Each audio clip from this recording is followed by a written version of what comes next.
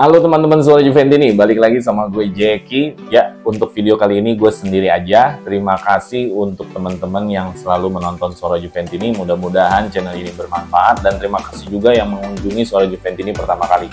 Semoga dapat satu pandangan baru atau satu channel baru karena channel Suara Juventini adalah tempat para diskusinya Juventini. Oke? Ya, gue Jackie ingin ngobrol tentang hari ini tentang Bremer ya. Bremer yang akhirnya bergabung dengan Juventus setelah melalui drama. Tapi sebelum ngomongin drama, gue mau kasih tepuk tangan dulu. Applause buat siapa?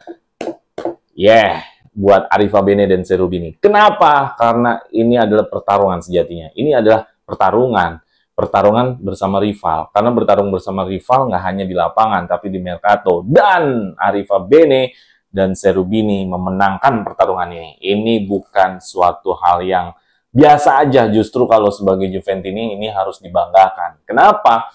Gini, Inter ya hari ini punya ex-Juve direkturnya, sport direkturnya atau juru transfernya yaitu Marotta. Marotta bukan sembarangan. Kita tahu dia udah hampir 10 musim lebih, mendatangkan pemain-pemain yang dibutuhkan oleh Juventus, bahkan kita bisa Scudetto berkali-kali itu juga hasil dari juru transfer Marotta. Ya kita bisa sebut ada Tevez, ada Pirlo, ada Higuain, ada siapa lagi, ada Khedira, ada Pjanic, macem-macem nama-nama bintang. Ada Evra yang memang walaupun udah veteran tapi impact-nya bagus, bahkan ada Dani Alves. Ya gabungan, ada yang muda, ada yang Pogba masih muda. Itu eranya Marotta. Dan Juventini banyak yang merasakan bahwa Marotta ini salah satu juru transfer terbaik setelah era Legiono Moggi. Jadi ini sebuah pertarungan besar karena ada track record yang bagus dari Marotta. Sedangkan Arriva Bene dan Cherubini mewariskan dari yang Paratisi yang sehabis Marotta. Nah, ini menjadi satu babak baru bahwa apakah Juventus itu selalu berhenti dalam satu orang, entah itu satu legenda atau satu pemain atau satu sport director. Di pertarungan Bremer ini membuktikan bahwa Juventus tidak pernah berhenti dalam satu orang atau satu pemain. Kenapa? Karena Arriva Bene dan Cherubini memenangkan pertarungan ini. Dan ini menjadi drama terbaik di Mercato kali ini. Ya kita nggak tahu ya apakah ada pertarungan lagi selanjutnya. Gue dengar akan ada lagi nih pertarungan bersama melawan Merda lagi di Milenkovic ya. Tapi gue nggak tahu. Tapi ini pertarungan seru. Kenapa seru? Karena begini dramanya. Merda ini udah diincer dari kapan tahu ya. Kita lihat nih. Gue ada rekaman lapse time-nya dari waktu ke waktu. Gue record dari jurnalis-jurnalis sejak kapan sih mereka serius nih Inter ini, dan akhirnya kita salib dan kita tikung dan mereka kalah. Oke, tanggal 21 Mei Bremer sudah memang ternyata Bremer ini sudah didekati dari musim dingin di musim kemarin. Musim dingin itu adalah musim Januari atau Desember. Bayangin sudah didekati, dan di 21 Mei dikabarkan bahwa Bremer sudah oke untuk berbicara dengan Inter dan ke arah deal. Gitu loh. Udah istilahnya ya udah nih, kita udah oke, lo mau melihat proposal Inter, ayo gitu. Kita lanjut lagi. Nah, di 6 Juni, waduh, kita lihat lagi. Masih dalam jurnalis yang sama, Nicolas Scirea. Nanti gue kumpulin dari para jurnalis. Bremer semakin mendekat. 6 Juni nih, 2 bulan yang lalu, semakin mendekat kepada Merda. Ya, mereka tinggal mengadakan meeting, dan mereka bahkan sudah mengajukan gaji yang akan diajukan oleh Merda, dan kontrak panjang sampai 2027. Semua pemain senang ya kalau kontrak panjang. Kontrak panjang itu berarti sebuah klub itu serius dengan dia, tidak coba-coba. Semua pemain pasti setuju dengan kontrak panjang. 6 Juni, mereka sudah menawarkan satu paket gaji dan kesepakatan kontrak. Bayangin coba. Oke, 18 Juni, mereka ternyata Inter juga ingin memasukkan satu nama untuk sebagai membesar dari tawaran yang diajukan dari Merda ya, yaitu adalah Casadei ya, supaya mungkin ingin mempercepat dan ingin Torino ini bisa benar-benar langsung deal deh pokoknya. Jadi arahnya sudah deal, Bremernya juga udah oke. gitu loh. Nah, ini dari Fabrizio Romano di tanggal 18 Juni ya. Kalau tadi di tanggal 18 Juni juga, tapi dari Di Marzio, sekarang dari Romano di 18 Juni. Inter Merda di tanggal ini sudah oke secara verbal, secara omongan mulut ke mulut nih, omongan warung nih istilahnya. Cuman emang belum akad. Istilahnya kalau dalam dunia kasih sayang nih, dalam dunia percintaan udah jadian nih. Udah jadian. Pokoknya udah jadian, PDKT-nya dari Januari, udah tinggal ngomongin sama yang pemilik dari Bremer ini aja. Orang tuanya nih istilahnya nih. Tinggal ngomongin gitu aja nih. Oke. Tanggal 20 Juni, ya salah satu mungkin wawancaranya Marotta, menegaskan sekali lagi. Ya, Bremer adalah pemain yang kita inginkan. Waduh, ini sih istilahnya kalau Juventus melihat tanggal ini sih kayaknya mundur ya. Kayaknya udah bakal ke sana. Dan Juventus ini di tanggal-tanggal ini, kalau lo ngomongin Bremer di tanggal ini, di bulan ini, gak akan ada yang percaya ke Juve. Serius. Yang ngomongin Bremer di bulan Juni, itu nggak ada yang percaya bahwa Bremer bakal ke Juventus. Semua berpikir Bremer ke Merda. Bayangin, Mercato itu ajaib. Mercato itu bukan matematika ternyata ya. Oke, lanjut lagi di 25 Juni, Inter di sini posisinya, ini bukan Bremer, ini Inter posisinya adalah gue mau jual dulu nih, ngomong sama Torino ya, situasi mereka gitu. Gue mau jual Skriniar dulu nih, mau jual back gue dulu, nanti gue bayar nih Bremer. Gitu ceritanya di 25 Juni. Mungkin Torino di posisi ini udah siap nerima tawaran, udah nerima deal, tapi Internya bikin situasi bahwa gue mau jual back gue dulu, baru gue dealin deh, gitu. Nah, di 27 Juni, ya, Nicolo Scirea mengatakan lagi bahwa intinya Inter udah paling terdepan deh. Paling terdepan. Mau siapapun yang masuk hari itu adalah Inter yang paling terdepan. Merda yang paling terdepan untuk Bremer.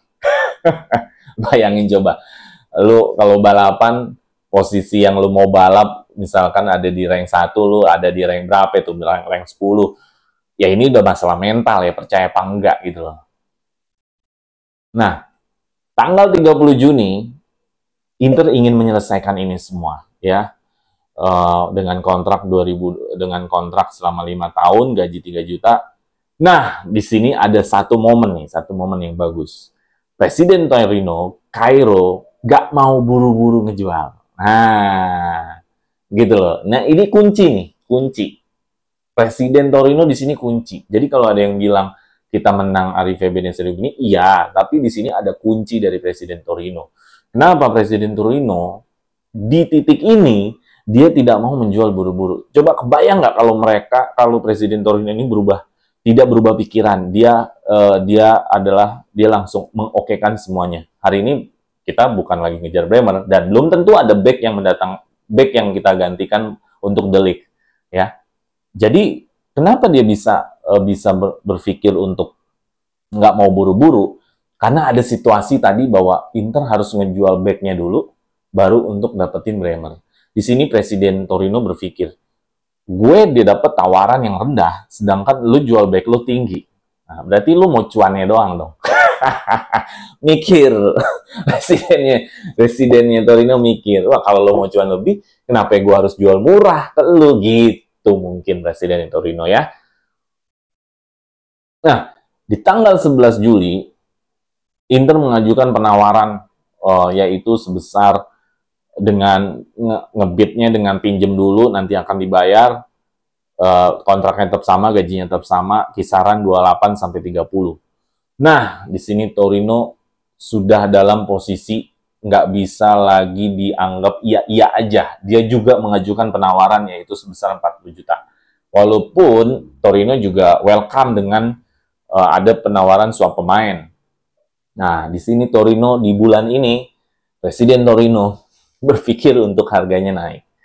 Gitu loh. Jadi ini bukan tentang rivalitas ya, tentang Torino berpikir ini buat Juve, enggak. Ini sebenarnya bisnis semua. Bisnis Torino ingin mendapatkan lebih dari Bremer ini. Nah,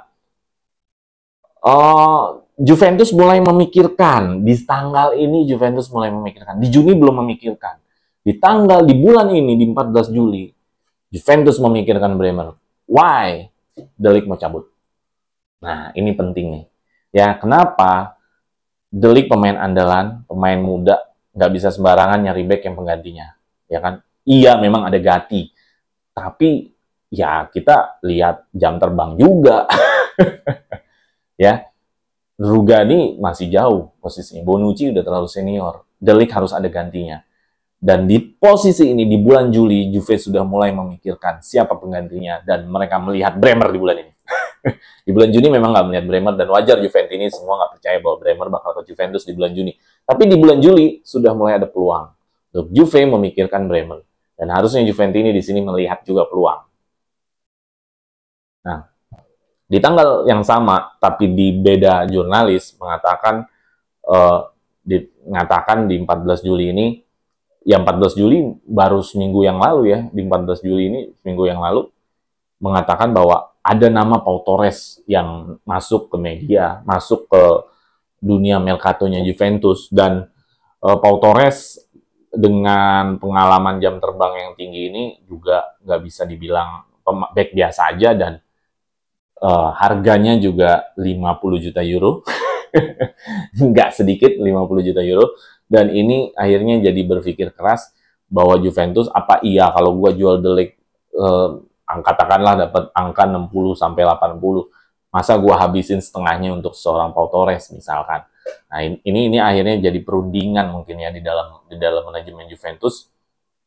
Walaupun Juventus juga memikirkan alternatif lain, dan di sini di tanggal ini jelas ya bahwa Bremer masih alternatif.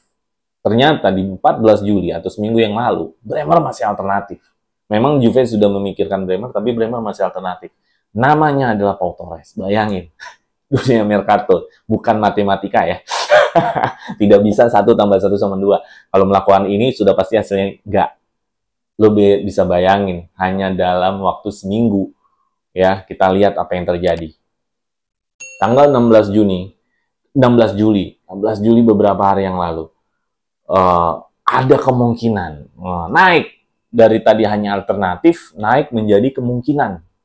Ya, Seru begini mengatakan, gue nggak nyerah, gue tetap mencoba Bremer. Kenapa Cherubini ngomong begitu? Karena ini udah miliknya Inter nih sebenarnya, setengahnya, bahkan 80% itu milik Inter. Gue nggak nyerah. Nah, ini mental petarung. Gue seneng di sini ketika manajemen Juve mengatakan, I not giving up. Gue nggak mau nyerah dan gue mau mencoba. Itu mental pemenang. Ya, ya tentu ya. Ini ngomongin hijack, ini ngomongin nikung. Ketika lo nikung, lo harus kasih tawaran lebih. Betul dong. Lo nikung kalau nggak kasih tawaran lebih nggak mungkin. Nah, di sini jelas ya. Saya Rubini mengatakan, gue kasih penawaran lebih di tanggal ini, 16 Juli, beberapa hari yang lalu. Oke. Salah satu jurnalis kepercayaan juga adalah Romeo Agresti mengatakan di 18 Juli, beberapa hari yang lalu, sebelum detik-detik Bremer bakal deal, 18 Juli Inter sama Torino meeting. Mereka sadar betul inceran mereka dalam posisi diterkam, posisi dimaling nih sama Juve nih. Ya kalau maling kesannya negatif ya. Posisi bakal dibalap, ya bakal diambil ini. Istilahnya objeknya mereka ini bakal diambil nih. Mereka duluan meeting, dan artinya Juve istilahnya ya udah, lu duluan meeting dah Inter, terserah deh gue nanti hasilnya gimana. Kalau gue masih bisa masuk, istilahnya bahasanya gitu di tanggal 18 Juli. Nah, ternyata di 18 Juli, di jam yang berbeda, ada keyakinan, ada suatu optimis bahwa Bremer itu bisa ke Juventus. Nah, kenapa bisa begitu? Analisa gue adalah penawarannya Meda nggak berubah. Harusnya ketika ada penawaran lebih tinggi, ini udah kayak lelang, dia mau lebih tinggi. Tapi ternyata di sini Inter, gue nggak tahu permasalahannya apa, mereka nggak mau ngebid tinggi lagi. Dan di sini sebenarnya gini, bahwa mercato itu nggak selalu duit. Ya, Mercato tuh nggak selalu duit. Kenapa? Gue bisa bilang gini. Ingat nggak case-nya Locatelli? Locatelli itu 35 juta euro ya ditransfer dari Sassuolo. Lu lihat dong, saingannya kita siapa? Arsenal. Arsenal mau memberikan sampai angka 50 sampai angka 60 dengan gaji yang lebih tinggi dari Juventus. Juventus penawarannya tetap nggak berubah dengan gaji yang sama. Tapi kenapa Locatelli tetap mau? Ya mungkin di sini pendekatannya bagus, nama baik Juve bagus. Nah, sebenarnya Marotta bisa melakukan itu kepada Bremer, ya, jualan nama baik Merda mungkin, atau memberikan pengaruh-pengaruh lain sehingga ya kalau lu dapat tawaran lain, ya lu sudah memilih Merda gitu loh. Istilahnya bisa begitu sebenarnya. Jadi walaupun Juve masuk dengan orang tinggi, kalau udah kekunci hatinya Bremer ini, harusnya mereka bisa mengclose Bremer. Nyatanya enggak. Nyatanya Marotta lidahnya hari ini, negosiasinya hari ini nggak setajam dulu di Juve. Mungkin aura jeleknya ya. 18 Juli, 18 Juli, ya ternyata optimis. Oke. Nah, ini hari yang ditunggu-tunggu.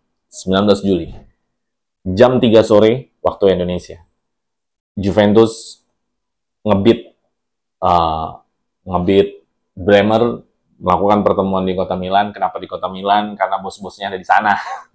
Bos-bos Torino ada di sana. Katanya segitu. Kantornya di Milan. Di kota Milan maksudnya. Jam 3 sore mereka meeting. Kita belum tahu hasilnya gimana. Jadi ini dramanya seperti apa. Di hari kemarin Inter bisa dikatakan gagal, walaupun tidak ada bahasa gagal di jurnalis, cuman tadi ada satu kode yang mengatakan bahwa kemarin itu optimis bahwa Juventus bisa dapetin Bremer. Makanya di tanggal 19, Bremer disusul sama Juventus. Dideketin, meeting dengan Torino, dan yes! Here we go. Here we go. Done deal. Ya. Congrats. Ya, congrats. Juventus memenangkan race, memenangkan balapan yang sungguh nggak terduga. Lu bisa bayangin tadi dari bulan Mei mereka udah deal, mereka udah mempersiapkan segalanya untuk Bremer. Kita embat di sini, kita hancurkan di sini. Ya, di jam 9 malam Romeo Agesti mengatakan sudah deal dan akan bergabung dengan Bianconeri. Yo, ini gue seneng banget. Ini epic moment. Ini hal yang paling amazing dalam dunia Mercato yang gue seneng. Karena kalau tanpa saingan seperti ini, dunia Mercato ya hanya menunggu informasi dan berita aja sih sebenarnya. Oke, kabar tersiar luas, Juventini seneng, Juventini rata-rata seneng karena memang kita mengalahkan Merdanya ya, lebih tepatnya ya. Ada juga yang memang karena juga melihat ini bagian dari pertarungan bersama Merda juga. Jadi wajarlah kita semua seneng lah ya kalau kita suka Juventus. Terus ya seperti biasa teman-teman Juventini atau fans bola paling seneng ya dengan kalimat ikonik dari Fabrizio Romano. Here we go, yo, here we go ya. Akhirnya here we go. Jelasnya di Instagramnya itu gue screenshot. Udah deal, udah close, deh, Merda kalah. Oke, itu cerita dari drama Mercato yang gue bisa ringkas, yang bisa gue salin. Mudah-mudahan itu menambahkan keyakinan ya bahwa tim kita tuh besar, tim kita tuh hebat, dan keyakinan bahwa ini sinyal bagus buat sport director kita Arif Febeni dan Serubini untuk ke depan untuk menghadirkan pemain-pemain yang dibutuhkan. Dan yang gue suka adalah jiwa petarungnya, bahwa itu bagus, gue incer, gue dapetin. Nah, ini suatu mentalitas dari sport director yang bagus. Mudah-mudahan ini bisa membawa impact juga ke pemain-pemain yang punya mental petarung di lapangan. Karena jangan sampai yang mental petarung sport directornya aja, pemainnya enggak. Gitu loh. Oke, kita singkat aja bicara tentang profil Bremer. Bremer masih muda ya, umur 25 tahun. Ini usia emasnya. Lahir di Brazil, tinggi 1,8 keker, udah kayak cyborg, udah kayak robot. Di posisi back tengah. Kita langsung masuk ke data-datanya dia. Jelas ya, di sini dari SofaScore statistik yang mengatakan defense-nya itu di angka berapa tuh? 92, taktiknya di angka 84. Ya, skill individu terhadap defense-nya gede banget ya. Jadi, ya, that's why dia kenapa bisa dikatakan sebagai back terbaik Serie A musim lalu. Terus untuk kekuatannya, positioning dan intercept. Ya memang ini di video gue sebelumnya gue selalu menceritakan bahwa dominasinya interceptnya di Bremer tuh gede banget. Potong bolanya Bremer tuh gede banget. Berarti dia responnya untuk potong bola tuh gede banget. Ya, kekurangannya dia nggak terlalu banyak dominasi atau nggak terlalu kelihatan kekurangannya kalau kata SofaScore. Dia main di posisi 3 back kalau di Torino ya. Jadi ini kemungkinan akan belajar beradaptasi dengan organisasi baru Juventus yang mainnya di sistem 4 back. Ya mudah-mudahan pramusim ini bisa memberikan satu pencerahan dalam hal taktik organisasi. Mungkin kalau untuk skill individu gue udah yakin sih. Ini tinggal bagaimana Bremer ini bisa bermain secara organisasi tim. Apa sih organisasi tim? Simpelnya, misalkan tarik offside. Tarik offside itu kan jelas ya, organisasi. Lu butuh pemain terakhir siapa? Gitu loh. Itu kalau nggak kompak, bisa jadi lu tarik offset, temen lu yang satu lagi nggak narik offset. Organisasi, sangat jelas ya. Seperti narik offset. Garis pertahanan, mau main rendah, mau main tinggi, atau main sedang, nah itu garis pertahanan adalah organisasi. Nah biasanya itu kalau nggak ada komunikasi sulit ya. Terus saling backup. Kalau ada yang overlap, siapa yang backup? Gitu loh. Itu organisasi. Ya itu salah satu simpel-simpelnya organisasi permainan di dalam sebuah pertahanan. Terus, nah ini head map-nya pergerakan dari Bremer, jelas ya, Bremer seorang back tengah, otomatis pergerakannya bersarang di tengah dan sangat merah sekali di situ, dan otomatis back-back penyerang lini serang lawan kayaknya harus berpikir lewat sayap, karena tengah aliran bola di tengah sudah ditutup oleh Bremer. Ya, jadi kita udah bisa, ya mudah-mudahan ini bisa jadi pertahanan terbaik Juventus ya untuk kedepannya. Oke, nah ini dari WhoScored, statistik WhoScored mengatakan ratingnya Bremer ada di 7,2. Ya bagus, ya 7 ini dalam semusim, berarti kan kumulatif dalam semusim 7,2. Bagus lah, udah nggak ada istilah lagi yang harus di compare lagi. Terus kalau untuk WhoScored mengatakan bahwa kekuatannya ada di duel, intercept juga. Jadi ada dua website statistik yang mengatakan intercept. Jadi emang ini udah jelas lah intercept di sini, gitu loh.